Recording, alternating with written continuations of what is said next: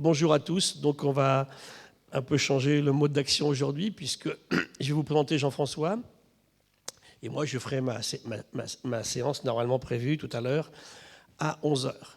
Alors Jean-François Toussaint, c'est un ami d'assez longue date. En fait, on s'est croisés. La première fois, c'était à l'Académie des sciences. Il était venu m'écouter. Je faisais une conférence sur le rôle de l'eau dans les systèmes biologiques. Et puis c'est comme ça, vous rencontrez quelqu'un et puis ça prend. Puis après, chacun joue un rôle important sur la vie de l'autre. On ne s'est pas beaucoup quitté depuis. Et on a organisé un colloque au Muséum, c'était les 29 et 30 octobre 2010, qui s'appelait « L'homme peut-il s'adapter à lui-même ?» Tome 1, et on vous proposera dans quelques semaines, quelques mois, ici, dans la même salle, les 22 et 23 mai prochains, la suite de ce colloque. Alors, le premier était lié effectivement à des questions qu'on se pose en permanence, très liées au cours que j'ai ici, mais vous allez voir, Jean-François sort largement de la seule biodiversité, en incluant, bien sûr, il est médecin, ce qu'est l'humain là-dedans. Et on avait réuni un très joli casting à l'époque. Il y avait Jacques Delors qui était venu, il y avait Albert Fert, le prix Nobel de physique, il y avait Cédric Villani, la médaille de mathématiques, tout un groupe d'amis, dont une grande partie va d'ailleurs revenir devant vous ici au collège en mai. Donc Jean-François est médecin, il est professeur de physiologie à l'Hôtel-Dieu, c'est un cardiologue. Et c'est un de ces médecins qui s'intéresse à autre chose que le seul fait de regarder les homo sapiens quand ils sont malades. Il en sort largement. Et on a une réflexion assez approfondie depuis pas mal de temps. Et c'est vrai que chacun apportant un peu sa pierre à l'édifice, en se soutenant mutuellement, on arrive à des choses assez intéressantes. Donc ce livre qui est sorti donc en novembre 2012, qui était le livre qui était issu du premier colloque de 2010, et un article récemment dans la revue Futurible que nous avons aussi commis en commun avec des étudiants de Jean-François. Donc il va vous parler un petit peu aujourd'hui. J'aurais pu garder ce séminaire pour la dernière session, dernière séance. Bon, vous savez, les calendriers font que ce n'est pas toujours facile de faire comme on veut faire.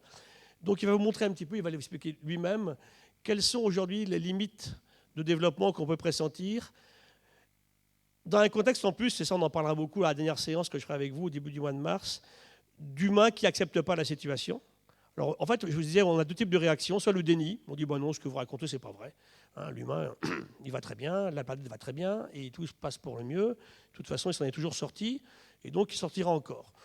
Bon, ça marche quand on est 20, quand on est 7 milliards, j'en suis pas convaincu, et quand on sera 9 milliards demain encore moins. Et le deuxième aspect, c'est la triche. Là, vous en parlez. Travailler sur ces aspects particuliers-là. On peut tricher. Effectivement, on peut tricher, soit en falsifiant des choses, soit effectivement en augmentant ses propres capacités. Et le dopage chez les sportifs est un très joli élément. Je termine là-dessus. Quand Armstrong, récemment, ce coureur cycliste américain qui a gagné 7 Tours de France, qui est tombé pour dopage, évidemment, disait récemment « On ne peut pas gagner le Tour de France sans se doper ». Diantre. Si aucun ne prend quelque chose, il y aurait bien un vainqueur. Hein. Donc le débat est vraiment lancé sur ces questions-là. Voilà, je passe la parole à Jean-François. Merci en tout cas d'être venu avec nous. Merci Gilles. Je pense que ça devrait aller sur celui-ci. Tout d'abord, je voudrais te remercier pour ton invitation, pour effectivement vous apporter un certain nombre de ces données depuis 5 ans qu'on travaille dessus. Et puis également de remercier Serge Haroche et tous les membres du collège pour leur invitation dans un cadre aussi prestigieux et où les leçons, les mots de la dernière leçon de Yves Coppens résonnent encore à mes oreilles, et ça a été un des points sur lesquels l'humanité, le développement, l'adaptation, le climat, tout y était déjà. Ça reste une très grande leçon à la fois de modestie, compte tenu de l'immense carrière d'Yves, et puis surtout sur la façon dont il savait replacer la responsabilité humaine dans le cadre de cette liberté acquise par son développement, par sa technologie. Un homme de plus en plus libre, mais toujours responsable, y compris de sa propre liberté. C'est vraiment un des points sur lesquels on a mis l'accent. Alors, par rapport à ça, on s'est quitté effectivement il y a presque 4 ans au Muséum avec cette idée que les contraintes finalement ne cessent de croître, alors que dans le même temps, notre potentiel d'optimisation semble arriver à un certain nombre de plafonds. Et donc le résultat reste ténu et en tout cas ouvert sur l'avenir. Et c'est par rapport à cela que les progressions qu'on a pu avoir dans ces 4 dernières années, notamment avec l'équipe de l'IRMES, vont nous amener à finalement peut-être répondre à ce que Claude Lévi-Strauss appelait ici sur notre difficulté d'équipement par rapport à tous ces problèmes, par rapport à toutes ces contraintes. Donc on va aborder aujourd'hui la question de l'expansion, la question des limites, la question des optima, et puis surtout, je voudrais insister sur la question des interrelations, des interdépendances entre les facteurs, et balayer cette fois-ci le concept et les méthodes, et laisser pour la suite les applications, en particulier dans les grands domaines, autre que celui de la médecine autour de ces principes. Alors d'abord le phénotype. Qu'est-ce que c'est pour rester dans les mots simples? C'est finalement un résultat tout à fait mesurable autour d'un certain nombre d'indicateurs très simples, des interactions entre le génome et l'environnement. La taille est la résultante d'une multitude de gènes qui s'expriment en fonction de ce que l'environnement laisse à cet organisme finalement exprimé comme potentialité de croissance jusqu'à atteindre sa taille adulte et y rester pour un certain temps avant de diminuer doucement. Le phénotype, donc, ça peut être par rapport à cet indicateur en fonction d'un autre qui va fluctuer, qui va varier. Ça va être la vitesse, par exemple, la vitesse de déplacement.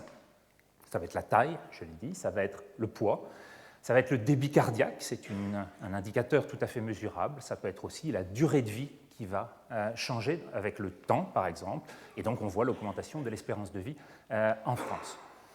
Et puis le phénotype et ses déterminants, ça peut être donc le temps, ça peut être le sel, et on sait que le sel va avoir une part extrêmement importante dans le Programme national nutrition santé, le PNNS. Cette réduction de la part va permettre d'augmenter les années de vie en réduisant la part de l'hypertension artérielle en population. Ça peut être le poids, et en particulier cet indicateur, l'indice de masse corporelle, l'IMC. Ça peut être l'énergie dépendante.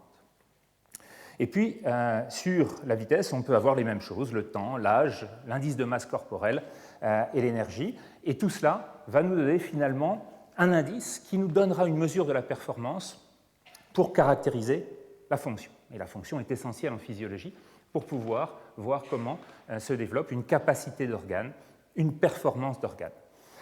Et donc le phénotype résultant va dépendre de multiples facteurs, et vous allez les voir, qui sont souvent interdépendants. Et si on regarde en 3 dimensions, vous allez avoir tout autour de ces 2 axes une série d'autres possibilités qui vont toutes exprimer une capacité et une interrelation. C'est celle-là qu'on va étudier ce matin. Puisqu'en effet, l'organisme et l'environnement, ce qui porte les potentialités de cet organisme pour le génome et l'environnement, ne sont pas indépendants l'un de l'autre, ils sont intriqués.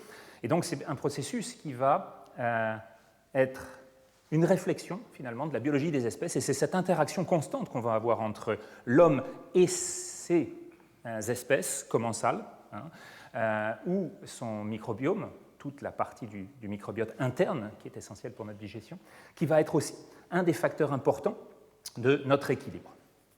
Et autour de tout cela, entre l'organisme, l'individu et puis son environnement, vont apparaître des boucles, souvent qualifiées par Hervé Leguyadère de boucles étranges, qui génèrent des paradoxes. Et ces paradoxes-là sont à dépasser petit à petit, puisque l'un va toujours et constamment influencer l'autre. L'organisme, l'environnement, les réponses de l'environnement sur l'organisme, petit à petit, vont se faire pour développer un certain nombre de capacités. Et dans ces boucles, on trouve un tas de choses. On trouve en particulier un oxymore particulier, celui du développement durable. Chacun ayant fait l'expérience de sa naissance sait que le développement n'est pas durable. On sait que c'est une phase de croissance qui se termine à un moment donné et qui laisse phase à une autre place, à une autre phase, mais qui va surtout donner un équilibre entre les minima et les maxima potentiels. Les maxima vont nous intéresser parce qu'entre ces 2 bornes inférieures et supérieures se définit l'homéostasie, et donc la possibilité qui est offerte aux vivants. On qualifie souvent d'ailleurs d'inégalité, à mon avis à tort. Et ce qui va nous intéresser, c'est de comprendre ces phases de développement, l'histoire, leur dynamique, leurs limites, et puis les écarts, leur croissance et leur décroissance également. Et donc le but aujourd'hui pour moi, c'est de vous proposer un certain nombre de ces concepts, un certain nombre de ces outils pour anticiper nos problèmes de développement et d'adaptation humaine. Je pense qu'on a eu une science extraordinairement riche au XIXe siècle autour de la science fondée sur l'hypothèse, et c'est Claude Bernard qui nous accueille ici, juste devant le collège, et qui en a été une des plus grandes lumières en France. On a eu ensuite au XXe siècle, et surtout dans la fin du XXe siècle, une science qui a été dominée par les données. C'était data-driven, c'était le big data, donc cette information extraordinairement puissante qui est venue crouler sur nos têtes. Et il me semble que maintenant, il faut encore passer une étape de plus, c'est-à-dire se fonder sur les concepts et revenir en prenant toutes ces données et avec l'exhaustivité de ces données. C'est ça qui va être un des points majeurs tel qu'on peut y prétendre, en tout cas, en toute modestie, à partir des sportifs de haut niveau, c'est qu'on va pouvoir avoir l'enveloppe et l'exhaustivité de développement de cette enveloppe. Et puis on regardera donc les croissances, les limites, les optima, et comme je vous le disais, essayer de trouver des exemples qui puissent être démontrables, modélisables, d'interactions multiples. Parce que de fait, se joue là une course extraordinairement difficile, dont on ne connaît pas l'issue, entre nos capacités d'adaptation, dont on fait l'inventaire actuellement, et ce premier colloque était l'objet de cela, et le deuxième au mois de mai le sera également, et les contraintes, ces contraintes qui augmentent dans l'environnement et que l'environnement nous impose. Et cette course, comme le disait André Lebeau, se heurtera évidemment à notre capacité à accepter les limites de notre évolution, qu'elle soit pacifique ou pas, cette acceptation, ce sera un des grands problèmes. Mais surtout, il le notait à nouveau en écho à Claude Lévi-Strauss, il n'est pas certain que nous ayons été préparés en quoi que ce soit à ces changements majeurs autour de l'environnement auxquels notre espèce va être soumise. Et donc, à partir de là, le constat, tant pour l'impact de ces contraintes sur nous-mêmes que l'impact sur l'environnement, à un rythme surtout, et les échelles de temps vont être majeures, à un rythme extrêmement élevé, pour que l'ensemble des espèces au sein de cette évolution puissent s'y adapter, reste une des problématiques également de ces constantes de temps qui doivent respecter un certain nombre de règles. Et le problème, c'est qu'il semble que nous arrivions donc à la fin de ce cycle de développement, avec ces limites maintenant de plus en plus nettes, et le vivant, en général, vous le savez, n'accorde pas une grande pérennité à ces équilibres qui sont toujours transitoires et bien souvent éphémères. C'est un petit peu ce que Alain Prochian résumait ici il y a quelques années en disant que cette espèce, qui est au tout début et peut-être à la fin de son développement, définit finalement ce qu'est une espèce jeune et fulgurante.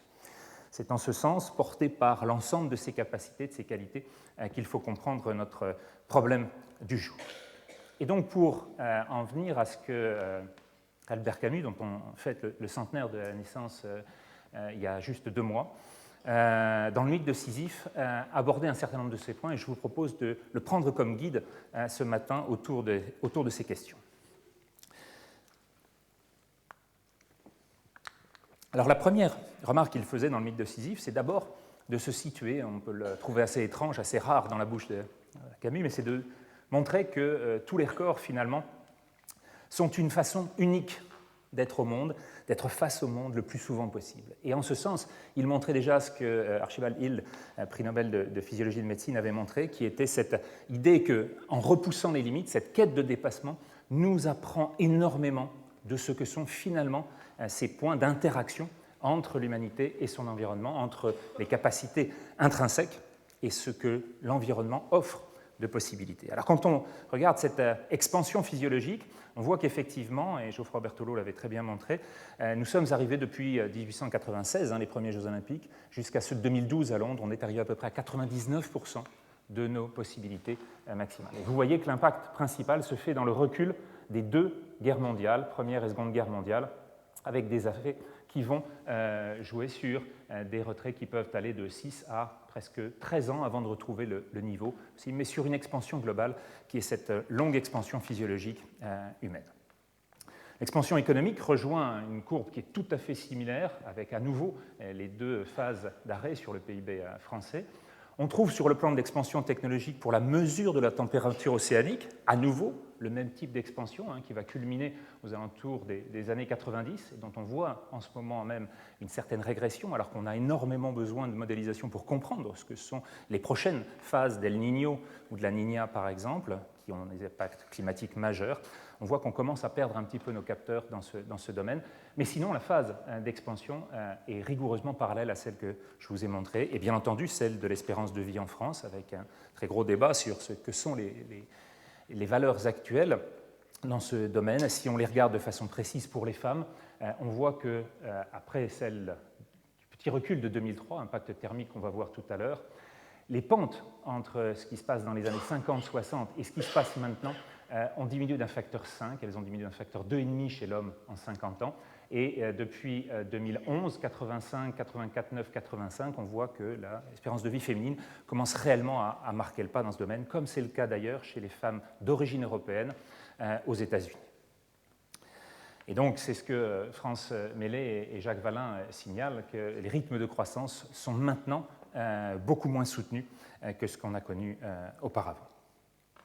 Alors cette idée maintenant est de savoir un petit peu comment se développent les paysages autour de ces phases, quels sont finalement les champs de force, comment comprendre comment est organisé ces champs d'interaction, et finalement, est-ce qu'on trouve des lois qui, comme celle de la gravitation, nous disent à chaque endroit quasiment de l'espace terrestre se trouve la même fonction d'attraction, la même gravité.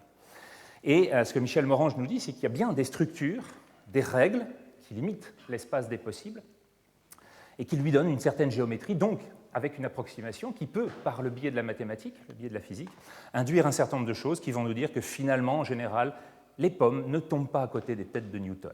Elles finissent bien par entraîner une phase d'observation, de compréhension, qui déroulera ensuite le grand cheminement de la science.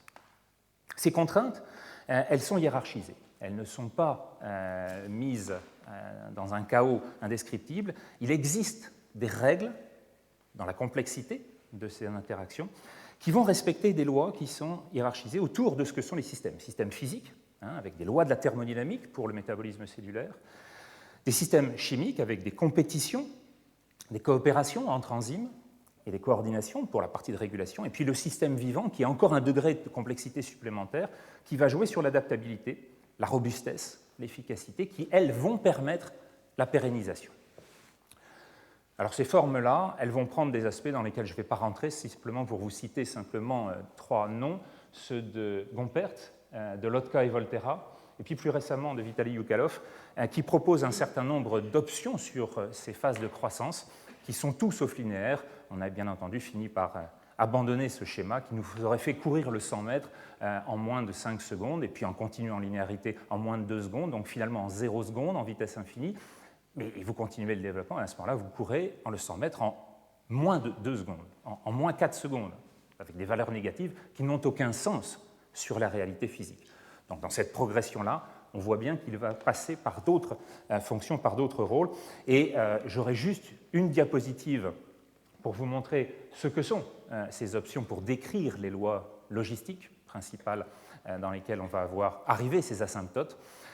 Et je n'aurai donc que cette diapositive, je vous rassure, sur le plan mathématique, pour vous donner juste un point qui est le rôle finalement de cette capacité de support. On voit que l'augmentation d'une population sur son nombre va dépendre non seulement de ce qu'elle est, de ce que sont les écarts entre ce qui est produit, la naissance par exemple, et ce qui disparaît, les décès, de la compétition et de la coopération entre groupes, mais aussi et surtout de cette capacité de support, le carrying capacity, qui va venir autour de ce que justement permet l'environnement et les circonstances environnementales.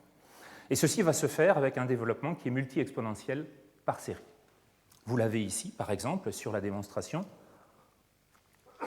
de ce que sont les vitesses sur le Tour de France, le Giro, la Vuelta, Milan-San Remo, Liège-Bastogne-Liège. Et quand on regarde la moyenne des 10 meilleurs, on voit bien qu'on a, avant la Première Guerre mondiale à nouveau, avant la Seconde Guerre mondiale, et puis un plateau, avant d'arriver à cette dernière question de l'impact de l'EPO dans les années 90 sur cette vitesse moyenne. Mais on a bien ces aspects qui nous montrent que progressivement, on va pouvoir monter dans les tours, si j'ose dire. Et sur ce champ-là, on va avoir des effets qui vont, pour la natation, de la même façon, en mesurant sur les 10 meilleurs nageurs chaque année depuis 1962, pour le 100 mètres et le 200 mètres sur nage libre d'eau, brasse et papillon. Donc vous avez 8 courses et 80 nageurs par point chez les hommes.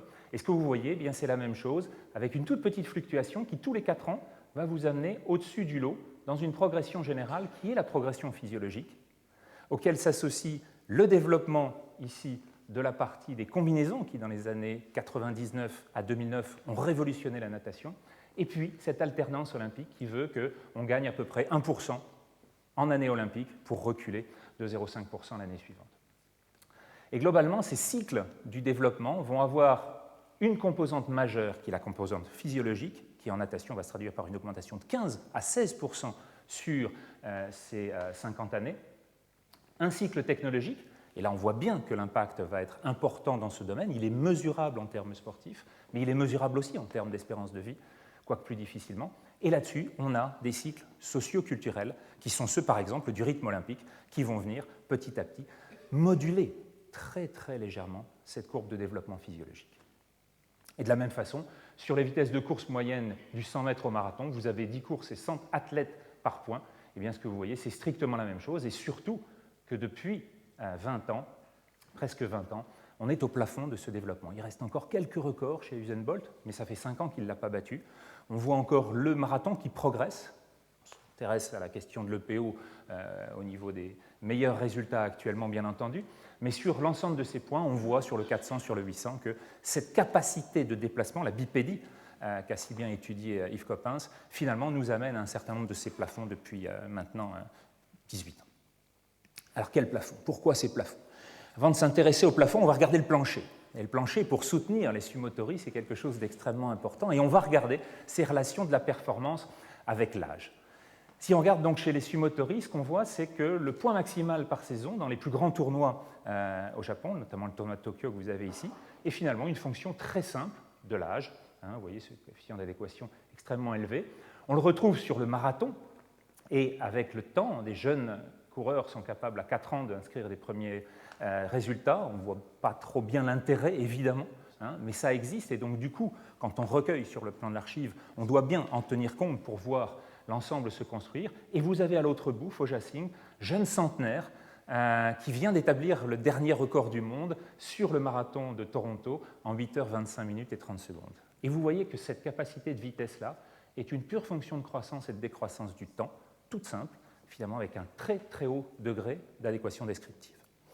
Le marathon paralympique, de la même façon, avec un tout autre contrôle moteur, va donner le même type de résultat. Et tout le sport en général, y compris les sports collectifs, y compris les sports de combat, vont fonctionner sur une capacité de mesure de cet indicateur de croissance dans les premiers temps. On passe de l'âge des minimes aux cadets aux juniors pour ensuite avoir son temps de senior. Et puis progressivement, les vétérans, on voit qu'on ne cesse de diminuer dans ces capacités. Et si c'est le cas, eh bien c'est simplement que sur le pied des organes qui nous tiennent, la vascularisation pulmonaire, elle monte, et puis progressivement cette vascularisation va diminuer.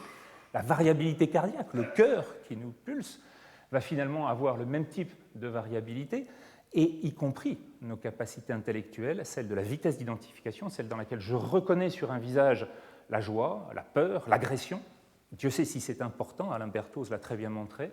On va avoir cette capacité qui va culminer un tout petit peu après, de 5 à 6 ans après le précédent, mais ensuite décliner dans ce domaine. Et vous voyez que là, ces études sont faites maintenant sur des cohortes extrêmement importantes de sujets, notamment à Harvard par L'Hermina Germini.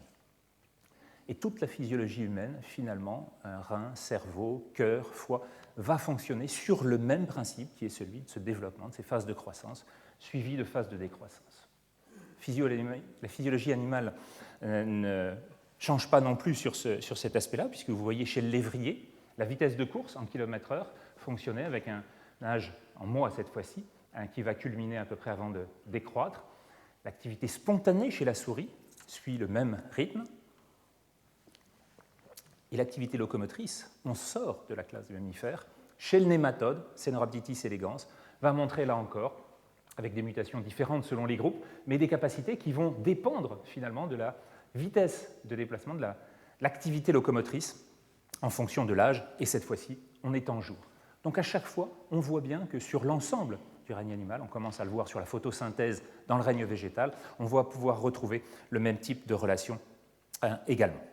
Et cette fonction, telle que je vous la décris, finalement, elle est l'association d'une courbe très simple, cette fonction de croissance en jaune qui culmine et s'arrête, et puis cette fonction de décroissance qui est elle aussi dépendante d'une exponentielle très simple en fonction du temps, alors que la fonction de croissance dépend du génome, des capacités, puis surtout de l'énergie, donc finalement là encore, de l'environnement favorable ou non à cette croissance initiale très importante pour ce qui nous concerne, en particulier sur tout le domaine de la prévention, pour éviter les maladies infantiles, les maladies du développement, et débloquer tous ces seuils afin de permettre d'arriver à son potentiel maximal optimal. Et pourquoi ? Eh bien simplement parce que quand on regarde finalement les fonctions de croissance, ce taux de croissance lui ne cesse de décroître avec le temps, dans les phases initiales, et puis ça s'arrête complètement sur la fin, alors qu'on va avoir un coût de maintenance, et donc une fonction anthropique qui, elle, ne cesse d'augmenter, et c'est cette fonction de dégradation qui va progressivement amener toutes les maladies type Alzheimer, avec des dépôts protéiniques à l'intérieur des neurones, et qui va montrer ce changement entre la phase de développement, alors que la dégradation ne se fait pas sentir, et cette accélération, qui est simplement le biais de l'exponentielle, qui va être finalement la phase de vieillissement, à partir du moment où la croissance n'existe plus. On a toujours quelques fonctions de remplacement qui tiennent, mais qui progressivement s'épuisent, et donc le coût, là encore, va être progressivement de plus en plus important, et c'est pourquoi, que ce soit sur les troubles cognitifs, sur l'insuffisance cardiaque, l'insuffisance pulmonaire, l'insuffisance rénale ou le type de démence vasculaire, à chaque fois on retrouve cette même augmentation avec l'âge, qu'on soit en France, aux États-Unis, en Thaïlande, en Allemagne. L'ensemble des grandes études nous montrent constamment ce type de relation strictement liée à cette partie de diminution des capacités de performance. Alors rentrons maintenant dans l'idée de ce que sont les interactions entre finalement la physiologie, le temps, la démographie. Cet aspect de la biodémographie va s'inspirer de ce que sont ces réflexions autour des aspects de croissance et décroissance pour vous montrer que dans la troisième dimension, celle qui, je dirais, sort du champ de l'écran ici pour venir vers vous, on va en fait avoir la distribution de toutes nos capacités entre ceux qui sont les grands outliers, les exceptions, genre Usain Bolt pour la vitesse max, ceux qui se trouvent ici, comme vous et moi, au milieu, avec des capacités de vitesse sur le 100 mètres modestes, on va dire, et puis ceux qui sont progressivement limités, on va avoir, comme très fréquemment, l'ensemble de ces points. Et si on bascule cet aspect-là, en fait, on va voir se révéler donc les capacités en fonction de l'âge, c'est la courbe de Moore que je vous ai présentée, croissance-décroissance, et puis un rôle important qui est celui finalement de la distribution dans la génération, c'est-à-dire sur l'ensemble de l'indice démographique, comment se répartit cette capacité simplement avec le nombre. Et là, on va apprendre énormément de choses. On va apprendre par exemple que cet aspect-là, effectivement, limite les capacités au début, mais le nombre reste identique. Il ne fait que décroître sur la fin. Et si on regarde l'ensemble de cette distribution, la courbe de Moore, qui est celle des capacités, s'associe à une autre courbe qui, elle, fait la somme de tous les présents, et c'est la courbe de survie. La courbe de survie, c'est la courbe de Kaplan-Meier, celle sur laquelle on va pouvoir comparer l'ensemble des fonctions et l'ensemble des impacts sur une population donnée en fonction de, finalement, la progression de cette génération dans le temps. Et sur cette courbe de Kaplan-Meier, un des problèmes actuels qui se passe est celui manifesté par Canisto il y a à peu près 10 ans, qui montre une certaine compression de la mortalité. Qu'est-ce que veut dire cet acronyme? C'est simplement qu'entre le 19e siècle et le début du 21e, on voit que la pente ici ne cesse de s'enraidir. Vous voyez progressivement cette pente augmenter. On l'a très bien mesuré quand on s'intéresse maintenant au pied de cette courbe ici et qu'on regarde en détail, en particulier chez les athlètes olympiques, les olympiens et les supercentenaires, ceux qui ont plus de 110 ans. On se rend compte que si on montre l'impact de l'âge au décès en fonction de l'année de naissance, eh bien en 25 ans, cette pente, là ici mesurée dans la démographie, a été finalement augmentée d'un facteur 2, et on voit bien que cette pente s'enraidissant, on bute sur quelque chose qui veut que, eh bien 122 ans pour l'instant record du monde de la durée de vie dans l'espèce humaine, on voit que ce recul qui est maintenant de 7 ans, puisque c'est entre 116 et 115 ans que se situe le niveau des doyens actuels, qui ne cessent d'ailleurs de se transmettre le relais tous les 3 mois, dans lequel cet aspect-là nous montre qu'on n'arrive pas à cette expansion majeure vers laquelle pourtant un certain nombre d'organes de presse nous emmènent aux alentours de 150-160 ans. C'est illusoire. Pour l'instant, on voit au contraire que cet aspect bute sur une limite majeure aux alentours du maximum produit. Deuxième aspect, celui du génome et celui de l'impact sur la durée de vie. Toute maladie chronique va réduire à la fois les capacités et réduire une partie, bien entendu, de l'espérance de vie. Et cet aspect-là, par rapport à la courbe que je vous ai montrée, si on l'étudie dans une maladie qui s'appelle la maladie d'Ehlers dans l'os, qui va avoir des impacts importants à la fois sur le plan articulaire et sur le plan vasculaire, 100% des patients présentent un événement vasculaire avant 50 ans. Quand ils souffrent de cette maladie, pour une mutation sur le collagène, on va avoir des aspects qui vont réduire de façon considérable à la fois les capacités vasculaires, capacités d'organes, mais aussi la durée de vie. Et on va à ce moment-là, par rapport à la courbe identique aux États-Unis, avoir une réduction de quasiment 30 ans de la médiane de survie de l'ensemble de cette population. Et vous voyez qu'on voit bien cette interaction-là entre les fonctions et finalement ce qui est porté sur la fin dans le constat de la durée de vie totale.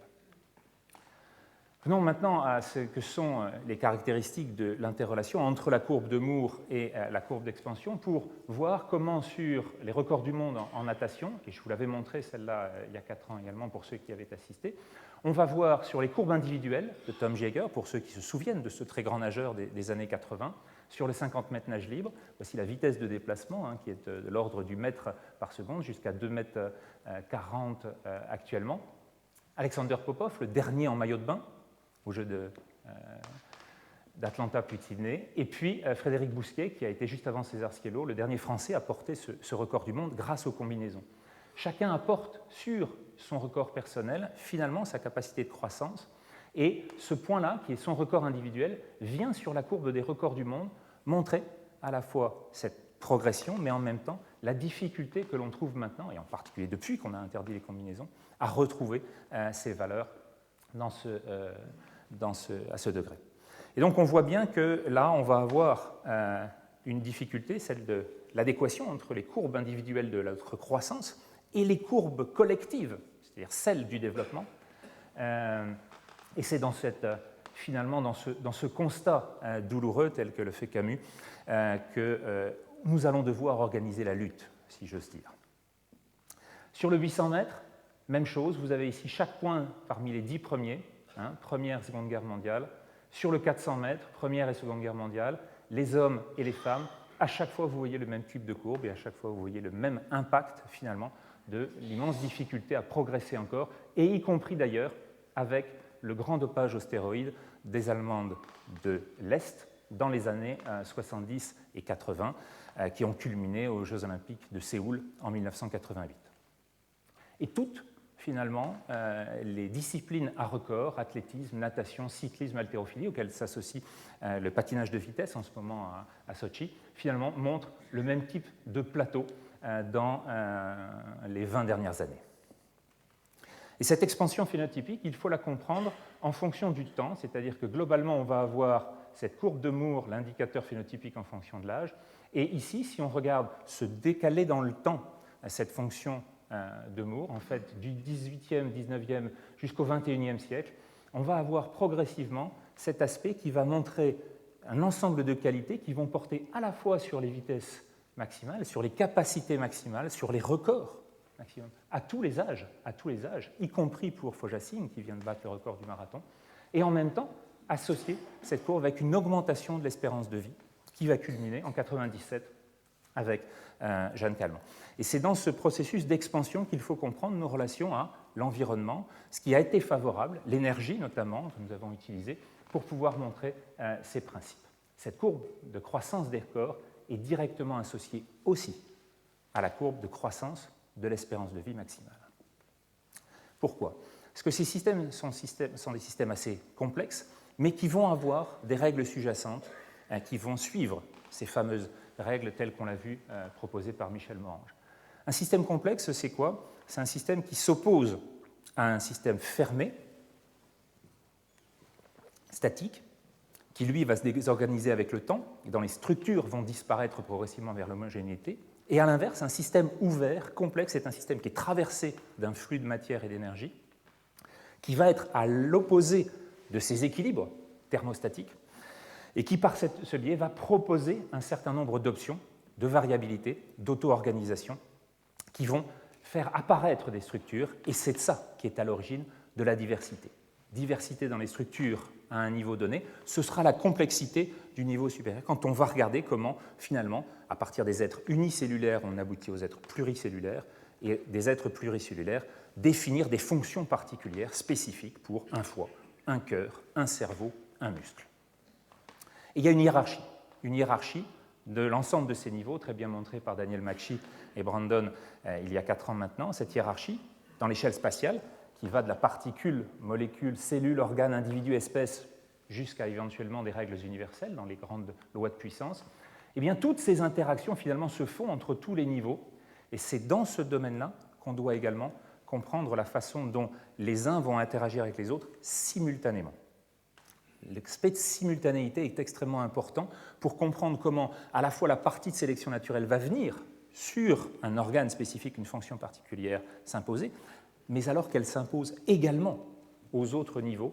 C'est dans ce point d'interaction-là qu'on a, me semble-t-il, le plus de progrès à faire dans le domaine. Et non seulement elles doivent être présentes, mais elles doivent être synchrones.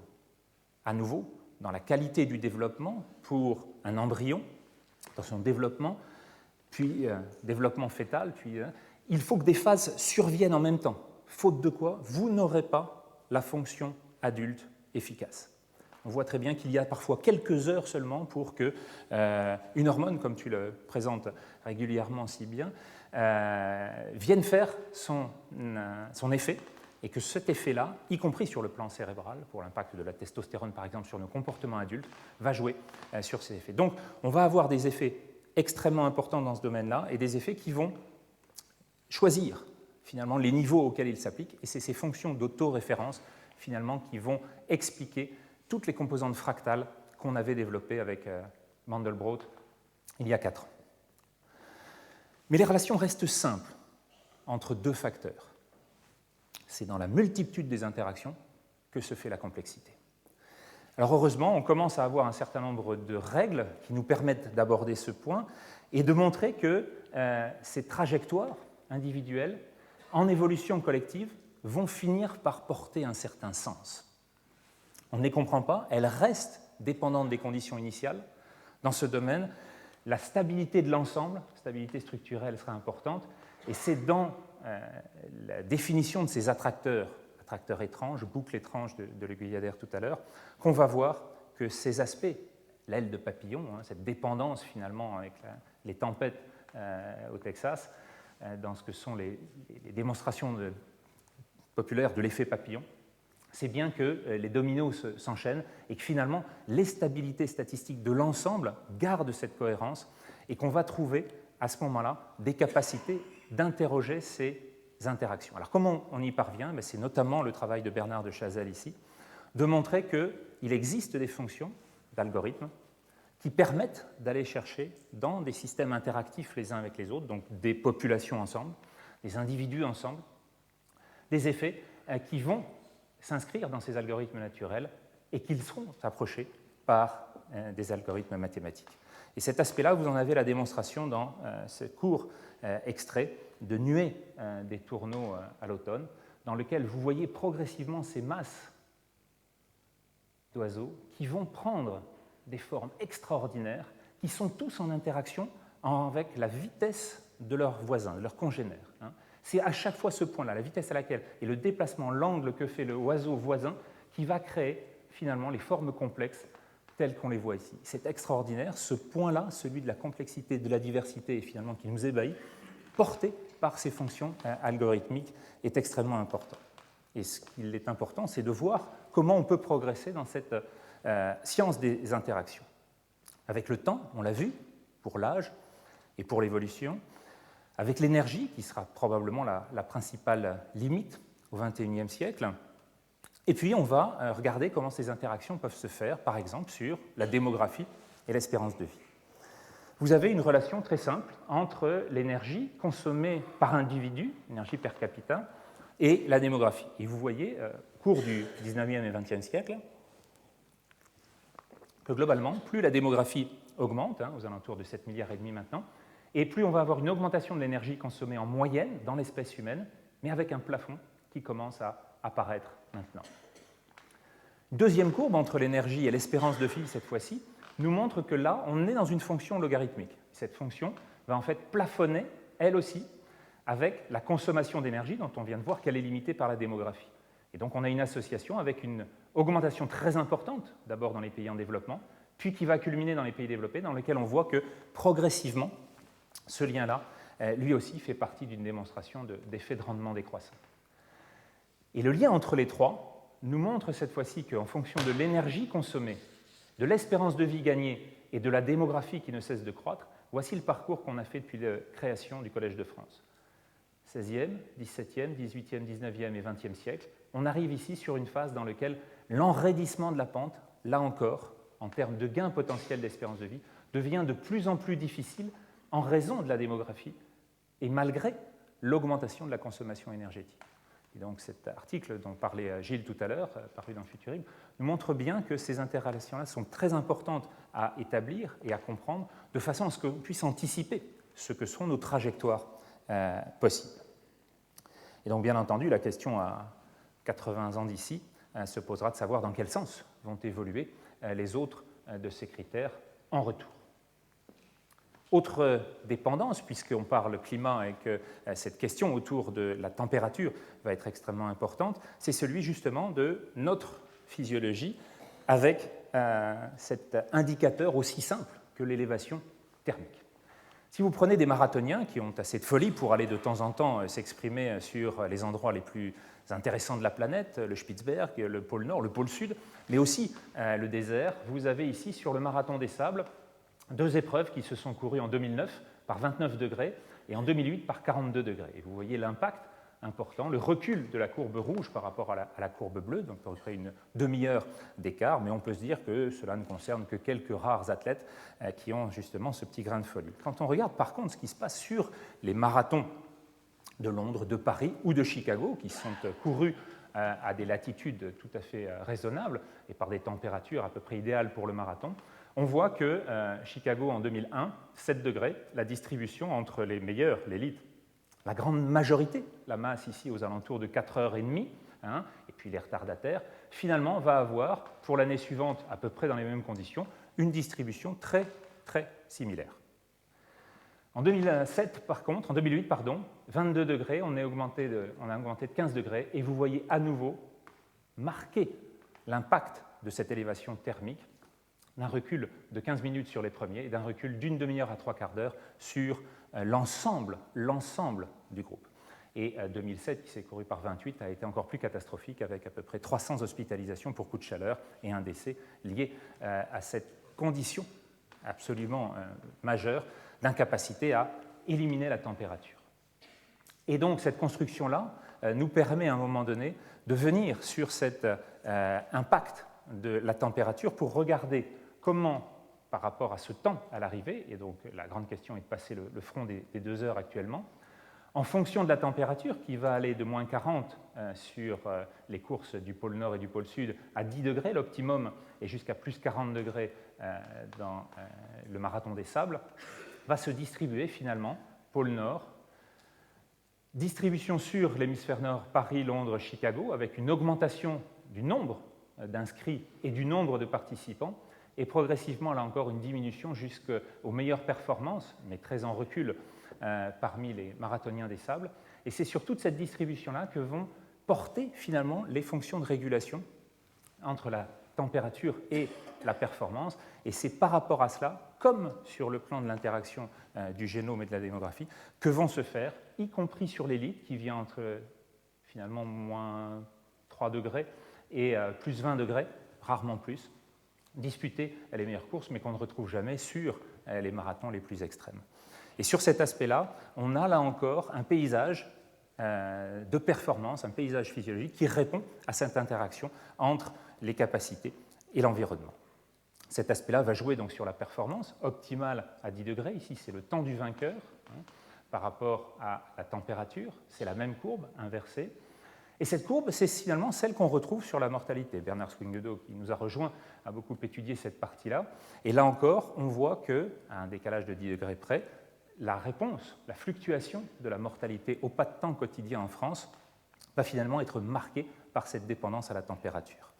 Voici le cycle habituel avec une augmentation de la mortalité journalière qui dépasse les 1700-1800 décès, uniquement en cette période-ci d'ailleurs, en général, entre fin janvier et début février, et puis une diminution de la mortalité pendant l'été, c'est la phase rouge chaque année, depuis 1975 jusqu'en 1990, une diminution très importante, et puis toujours un petit pic, là, fin juillet, début août. Et cet aspect-là nous montre qu'en fait, on a un rythme annuel qui culmine donc en janvier-février, un petit pic en juillet-août, et puis 2 optima en juin et fin août, début septembre, avant de réaugmenter sur la mortalité suivante. Et ceci est lié à ces conditions d'optimum dans lesquelles, entre décembre, février, mars, juillet, août, novembre, on ne va pas cesser finalement de fluctuer de part et d'autre de cette courbe des optima. Cette courbe, si on l'inverse, pour regarder ce qu'est la fonction de survie, on va voir arriver en fait le même type d'interrelation dans lequel finalement cet optimum apparaît, et c'est bien ça, dans cette fonction de survie, qui va nous permettre d'observer ce que sont les relations entre l'indicateur maximal de l'optimum finalement physiologique, celui de l'espérance de vie, celui de la durée de vie, donc celui de la mortalité, avec un index aussi simple que la température.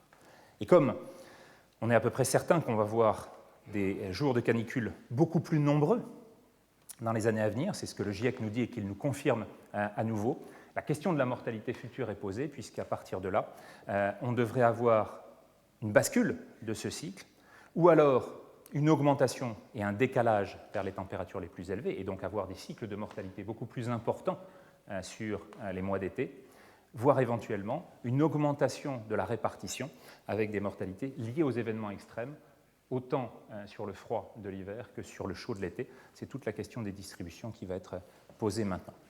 Alors je vois que l'heure avance. Je vais pour ça choisir finalement de skipper un certain nombre de points pour aller finalement conclure sur nos interrelations et vous emmener sur deux fonctions que j'avais choisi d'aborder pour conclure et qui vont nous permettre finalement de voir ce que sont toutes ces relations dans les optima individuels.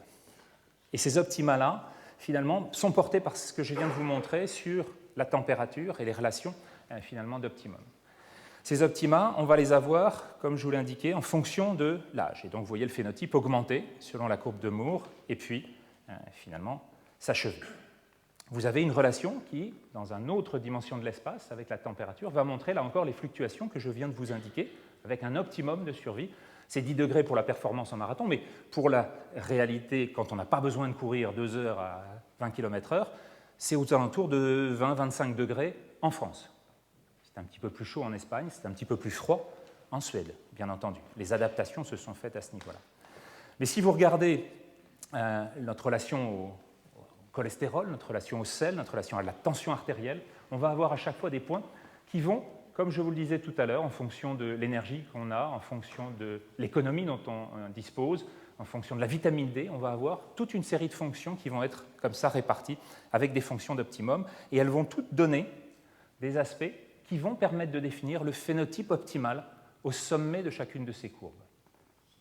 Et ce qu'amène la relation autour des interactions de facteur à facteur, ce sont des fronts de Pareto qui vont définir ce que sont les choix optimum d'un organisme par rapport à la contrainte environnementale. Et cet aspect-là, finalement, va nous permettre de regarder évoluer cet aspect. De temps en temps, il perd, et c'est une maladie, par exemple, dont on va essayer de résoudre le problème et donc de ramener cette fonction, alors qu'on va avoir, depuis le XIXe siècle, finalement, une croissance progressive de l'ensemble de ces capacités, et c'est celle-là qui va porter les capacités d'expansion phénotypique que je vous ai montrées, avec toujours la question qui reste posée de ceux, les plus jeunes ou les plus âgés, de ceux qui sont souffrant d'une maladie génétique, comme on l'a vu tout à l'heure, avec des phénotypes les plus aggravés, ceux qui vont être les plus vulnérables par rapport à l'ensemble de ces courbes d'optima. Et dans ce domaine-là, la question est effectivement aussi de voir la relation entre les capacités portées par l'ensemble, et de façon exhaustive, par l'ensemble de la population. Et quand on regarde ce même type de schéma vu de dessus, ce que vous voyez du XVIIIe au XXIe siècle, c'est bien une expansion progressive. Alors, le front de Pareto vu de dessus, une expansion progressive de l'ensemble de la démographie humaine, passant de 1 milliard à 7 milliards et demi, bientôt 9 milliards d'individus, au détriment aussi de la biodiversité, au détriment des espèces autour de nous. Et cet aspect, il est très bien mesuré par l'empreinte écologique rapportée par Stiglitz, Sen et Fitoussi, qui monte progressivement et dépasse les capacités, carrying capacity, les capacités de support de la planète. Jusqu'à la question que pose Barnowski autour de la 6e extinction. Est-ce qu'elle est enclenchée ou pas? Est-ce qu'on en fait partie ou pas? C'est vraiment autour de ça que se définissent les vulnérabilités possibles, puisque dans ce domaine ici, donc ceux, comme je vous le disais, qui sont à la base de toutes ces relations d'optimum, qui sont le plus loin de la capacité phénotypique maximale, définissent donc tout cet espace dans lequel les augmentations des risques, que ce soit sur les pathogènes principaux, que ce soit sur les risques extérieurs, on a vu la raison des températures, mais les polluants ne sont pas loin non plus, en fonction de l'âge et des maladies dégénératives liées à l'âge, vont voir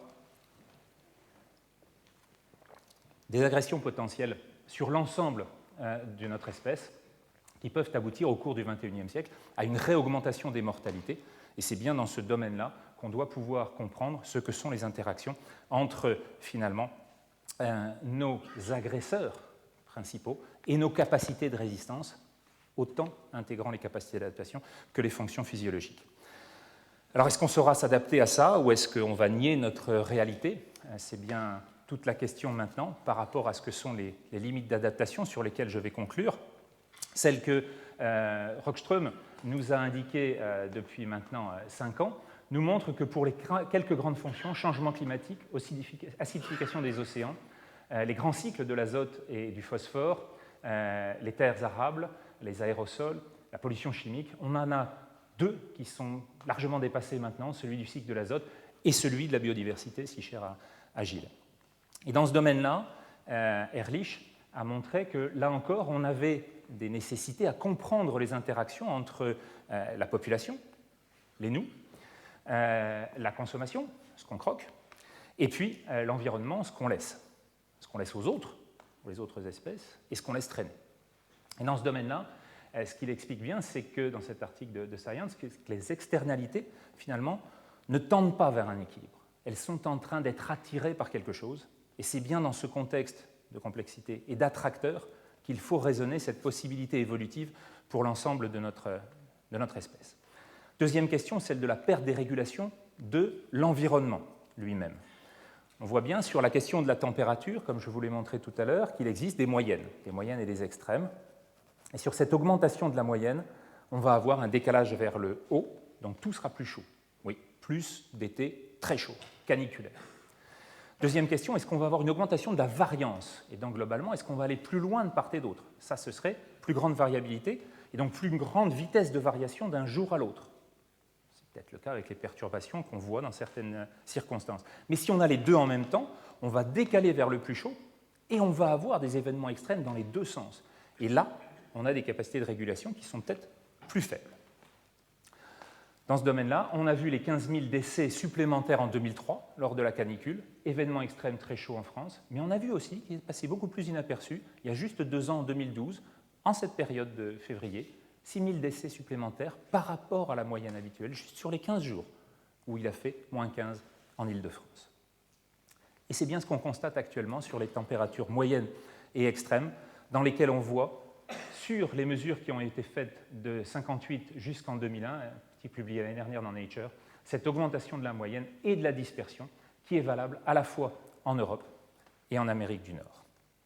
Cet impact va même, pour un certain nombre de publications, potentiellement entraîner une augmentation entre l'état présent, avec ces tempêtes qui progressivement restent sur la partie nord-atlantique, et l'état futur qui va voir s'inverser une partie de ce courbe, ou du moins diminuer les latitudes sur lesquelles vont arriver les impacts nord-atlantiques, et donc expliquer une augmentation possible des fréquences des tempêtes, et des tempêtes particulières sur lesquelles on vient de voir la succession, qui n'a pas forcément rapport, mais sur lesquelles il sera important de surveiller cette interrogation-là, puisque au large de Saint, on ne sait pas trop à quelle vitesse finalement vont augmenter la taille des vagues et les risques submersifs.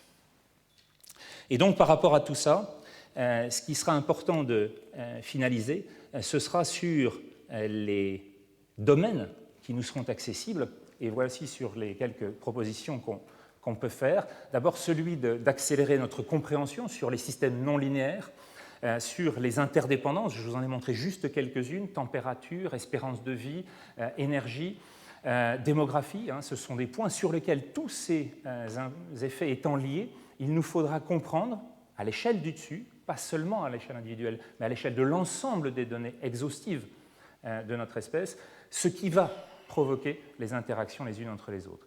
Savoir les échelles de temps aussi, non seulement déterminer le si, les possibles que, mais quand. Et là, c'est beaucoup plus difficile compte tenu de la grande difficulté de prédictibilité de ces événements, non pas dans la réalité du possible, mais surtout dans l'échéance avec laquelle ils vont tomber.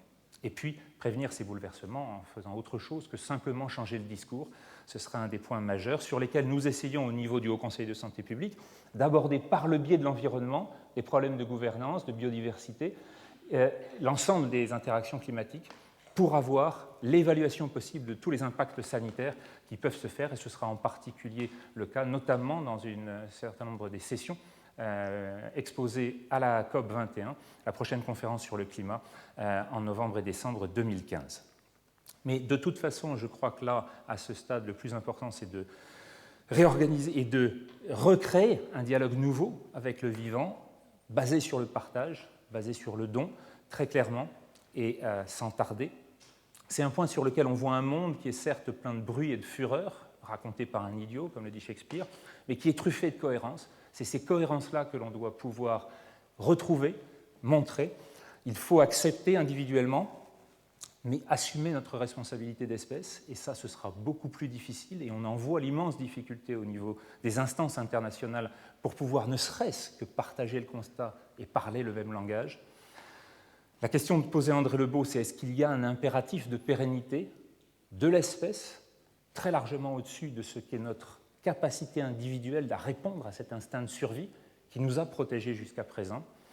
Et si on a cette capacité-là à comprendre que nous sommes passés par les sommets, il faudra à ce moment-là trouver des positions de contrebas, il faudra trouver les piliers de soutènement au niveau de corniches, des couloirs de viabilité chers à Bernard Chevassier-Louis, et seulement après, peut-être, nous pourrons préparer le bivouac. Mais comme le disait Albert Camus à nouveau pour conclure, cet univers désormais 100 mètres ne lui paraît ni futile ni stérile, la lutte éternelle vers les sommets suffit à remplir un cœur d'homme, et chacun des grains de sa pierre, à lui seul, forme un monde, et il faut imaginer Sisyphe heureux. C'est sur ce point-là que je voudrais terminer en remerciant l'ensemble de ceux qui me rendent ce grand bonheur au niveau de l'IRMES, Julien Lantero, Geoffroy Berthelot, Andy Marc, Julien Schipman, Adrien Seudo, François Desgorces, Philippe Noiret, Hélène Boucher aussi, élément essentiel de notre groupe, et vous remercier de votre attention.